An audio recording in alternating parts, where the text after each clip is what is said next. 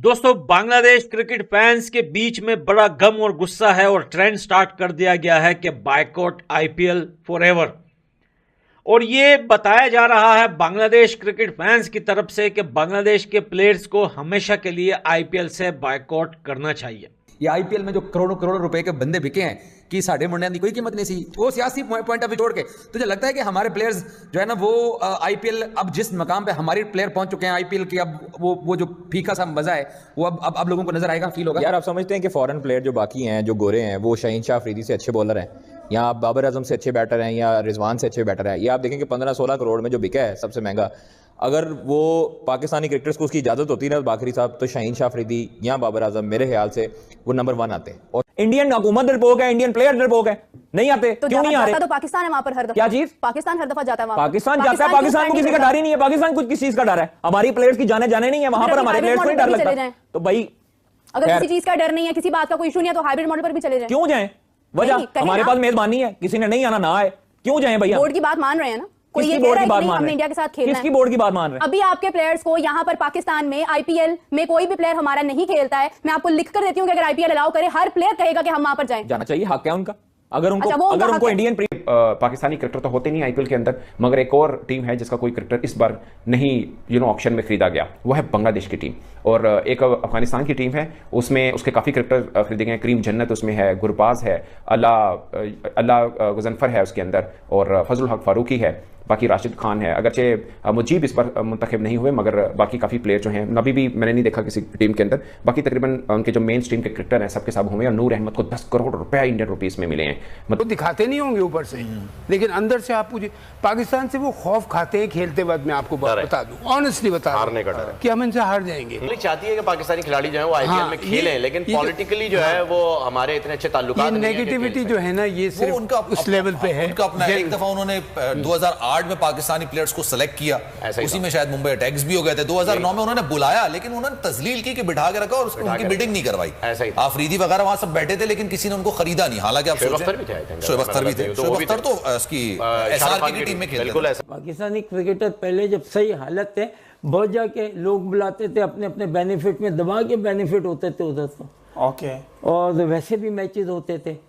मगर जब से ये गवर्नमेंट आई है और मोदी साहब आए हैं, इन्होंने मतलब एक मैं कहता हूँ कि अफसोस है कि जिस तरीके से है ना, कंट्री का लीडर ऐसे नहीं होता।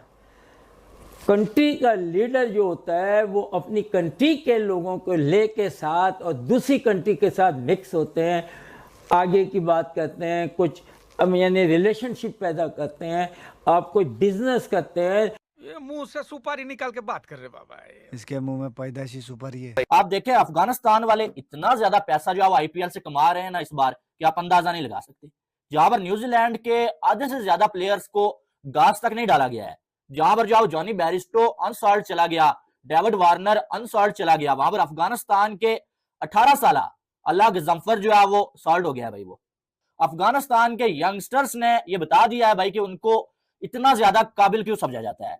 जय हिंद दोस्तों, आप सबका इंडिया में जान पर स्वागत है। दोस्तों, पाकिस्तान टीम तो लगभग जब से आईपीएल शुरू हुआ है सिर्फ एक ही साल खेले हैं, उसके बाद तो खेले नहीं है। लेकिन इस साल सबसे बड़ा इंपॉर्टेंट बात, ध्यान देने वाली बात यह है, शायद ये पहली बार होगा आईपीएल में कोई भी बांग्लादेश प्लेयर को इस ऑक्शन में खरीदा नहीं गया है। रीजन कुछ लोग बोल सकते हैं हाँ बांग्लादेश का टीम का तो उस लेवल ही नहीं रहा, कोई अच्छा प्लेयर ही नहीं रहे। लेकिन सबसे बड़ा रीजन ये है जो पिछले 4-5 महीने में बांग्लादेश में जो हालात गड़बड़ हुआ है, शायद बीसीसीआई साइलेंटली बांग्लादेश की कोई भी क्रिकेटर को ना खरीदने के लिए बोला होगा और इसी वजह से सब अनसोल्ड रहे। इस बात को लेकर पाकिस्तान में रोना धोना चल रहा है। आप आखिर तक की वीडियो को एंजॉय करिए, मैं मिलूंगा आप सबसे वीडियो के आखिर में। आप सबसे रिक्वेस्ट है ये वीडियो को ज़्यादा से ज़्यादा लाइक शेयर करना बिल्कुल मत भूलिए। तब इतनी हाई प्रोफाइल के अंदर सीएसके ने उसको उठाया। पॉइंट इस कि बांग्लादेश की टीम का कोई क्रिकेटर क्यों नहीं इसके अंदर है। दोस्तों, दो चीज़ें हैं, एक तो पाकिस्तान का तो आपको पता है ना पॉलिटिकल प्रॉब्लम है कि वो नहीं है, और दूसरा बांग्लादेश का नहीं है। मुझे याद है ये शायद 2020-21 की बात है, जब आईपीएल चल रहा था और उसके अंदर कोई पाकिस्तानी, इससे पहले भी होता था, पाकिस्तानी क्रिकेटर ज़ाहिर नहीं थे, मगर ये 20-21 वाला टाइम पीरियड वो था जब बहुत बात होती थी कि दुनिया के बेस्ट बॉलर आईपीएल खेल ही नहीं रहे हैं, क्योंकि उस पाकिस्तान की बॉलिंग का काफ़ी तूती बोल रहा था। आप उठा के देख लीजिए 2020 वाला जो स्पैन, जो पूरा टाइम गुजरा हुआ है, उसके अंदर हारिस रऊफ की विकेट टेकिंग एबिलिटी बहुत ज़बरदस्त थी उस टाइम के अंदर, हारिस रऊफ के, और मतलब आते थे और ब्रेक थ्रू पाकिस्तान टीम को दिलाते थे। बड़ा ज़बरदस्त टाइम पीरियड उसका 2020-21 वाला गुजरा है। फिर शाहीन आए, उनका एक अच्छा था, इंडियन बहुत उनकी तारीफ करते थे। उस वक्त ये जिक्र होता था कि पाकिस्तान के जो अच्छे बॉलर हैं वर्ल्ड के, मतलब उनमें पाकिस्तानी बॉलर का शुमार होता है, वो तो आईपीएल खेल नहीं रहे। इस बार शायद पहली दफा ऐसा हुआ है कि था कि एक लंबे टाइम पीरियड से आईपीएल में पाकिस्तानी क्रिकेटर नहीं खेले, मगर इस बार कोई बात भी नहीं हुई है। होता है ना कि यार एक दुनिया के बेस्ट प्लेयर हैं, वो नहीं खेल रहे आईपीएल के अंदर, ये छोड़ दीजिए कि पाकिस्तान के हैं बट वो खेल नहीं रहे हैं, उसके ऊपर एक बात होनी चाहिए, वो नहीं हुई, क्योंकि पाकिस्तान टीम की परफॉर्मेंस इस तरह से गुजरी पिछले चंद वर्षों के अंदर कि अब इसके ऊपर पाकिस्तानी फैन भी चर्चा नहीं करते हैं। और दूसरी रही बांग्लादेश की, आप इसको पॉलिटिकल समझ सकते हैं कि आपको लगता है कि शायद पॉलिटिकल कनेक्शन है, बट मुझे ज़्यादातर पे ये लगता है कि पॉलिटिकल कनेक्शन नहीं है। बांग्लादेश के प्लेयर्स की परफॉर्मेंस भी कुछ खास नहीं रही है। आप देखिए पाकिस्तान के अंदर टेस्ट वो जरूर हरा के गए हैं, अदरवाइज उनका कोई प्लेयर मतलब उस तरह से आया नहीं सामने। मेहदी मुझे लगते हैं कि एक ऐसे थे कि जो शायद होने चाहिए थे। नहीद को वो खुद T20 में उस तरह से नहीं खिलाते, मगर 150 का पेस उसका है, उसको भी आप कह सकते हैं कि उसको भी होना चाहिए। उनका विकेट के ऊपर बैट्समैन तगड़ा है, वो भी आ सकते थे। ये 2-3 प्लेयर ऐसे हैं जो मुझे लगता है कि जैसे करीम जन्नत आए हैं अफगानिस्तान के, तो उस पर्सपेक्टिव में मेहदी बुरे नहीं थे, स्पिन करते हैं, बैटिंग भी ठीक ठाक कर लेता है, वो भी आ सकता था।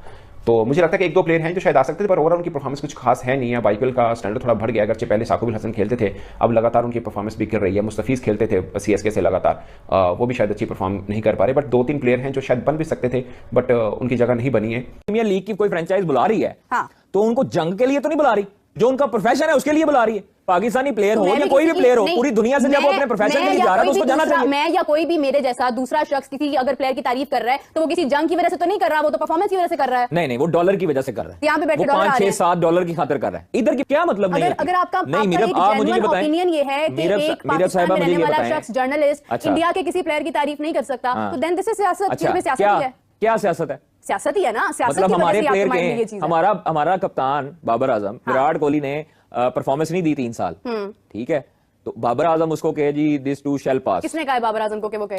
भाई उसका अपना जैसे है ना, पाकिस्तानी है, बाबर ने परफॉर्मेंस नहीं दी। विराट की इतनी जुर्रत और हिम्मत है कि वो बाबर के हक में एक ट्वीट कर जाता। क्यों? क्योंकि उसे पता है कि मैंने इंडिया में रहना है। ना, उसे पता है कि मैंने इंडिया में रहना है, और विराट कोहली के घर के बाहर ना गर्म अंडे बचने हैं, उसको गंदे अंडे बचने हैं उसके घर में। वो मैं आपको कह रहा हूँ, उसके घर के बाहर एहतजाज होना है, उसके घर के बाहर एहतजाज होना है कि भाई तूने बाबर की तारीफ क्यों कर दी है, तूने जो है वो रिजवान का साथ क्यों दे दिया।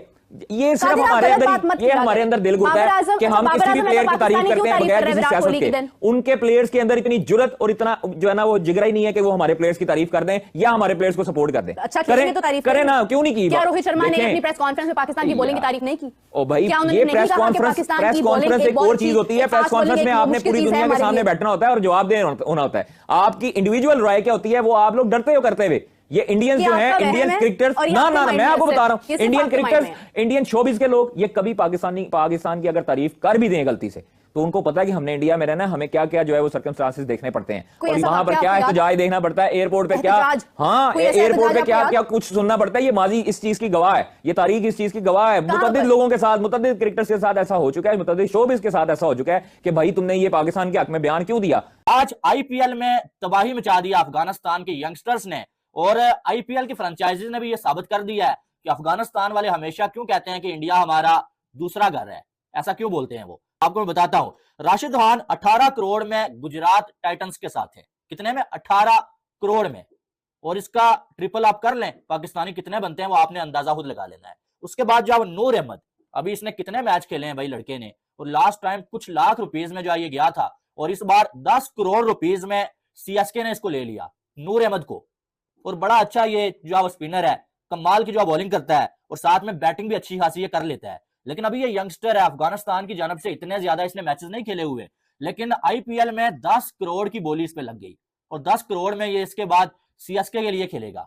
उसके बाद अलग जमफर 4 करोड़ 80 लाख रुपीस में मुंबई। दोस्तों, अगर हम प्रेजेंट टाइम में बात करें, खेल के अलावा अगर मैं जियोपॉलिटिक्स के ऊपर थोड़ा बात करना चाहता हूं अभी, अगर आप प्रेजेंट टाइम में बात करोगे तो अगर मैं सवाल पूछूंगा कि आप भारत का सबसे बड़ा दुश्मन कौन है, तो कोई बोलेगा कि पाकिस्तान, कोई बोलेगा चाइना, कोई बोल सकता है अमेरिका वगैरह वगैरह।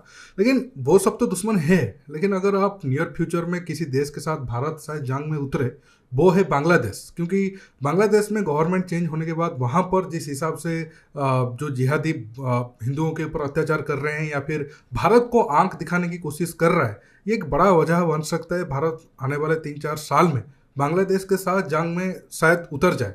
भारत चाहे या ना चाहे, लेकिन हालात ऐसा बनेगा, भारत को कड़ा जवाब देना पड़ेगा। क्योंकि आप देख सकते हो प्रेजेंट टाइम में इतने सारे लगभग 1-2 करोड़ हिंदू हैं, उनको इतने अत्याचार उनके ऊपर किया जा रहा है, उनको मारा जा रहा है, और भारत कितने दिन तक चुप रहेगा। हालांकि बड़े बड़े कंट्री खासकर अमेरिका, इजराइल वगैरह वो तो चाहते हैं कि नॉर्थ ईस्ट या फिर उस एरिया में भारत डिस्टर्ब रहे या फिर जंग हो, जो उनका क्रिश्चियन कंट्री बनाने का मकसद है वो कामयाब हो। लेकिन भारत को अगर जंग में उतरना पड़ा, ना सिर्फ बांग्लादेश बल्कि जो नॉर्थ ईस्ट रीजन में जितने भी मिलिटेंट ग्रुप है उनको भी एक साथ खत्म करना होगा। हम देखेंगे कि अगर कोई वेस्टर्न कंट्री भारत के ऊपर कुछ सैंक्शन वगैरह लगाने की कोशिश करता है तो उसे हम बिल्कुल भी ना सोचकर हमें कड़ा जवाब लेना चाहिए। अगर हम ये सोचकर हमेशा चुप रहेंगे, हम कुछ करेंगे तो ये कुछ बोलेगा, वो कुछ बोलेगा, तो फिर हम ऐसे ही आहिस्ता आहिस्ता ख़त्म होते जाएंगे और कभी भी कुछ नहीं कर पाएंगे।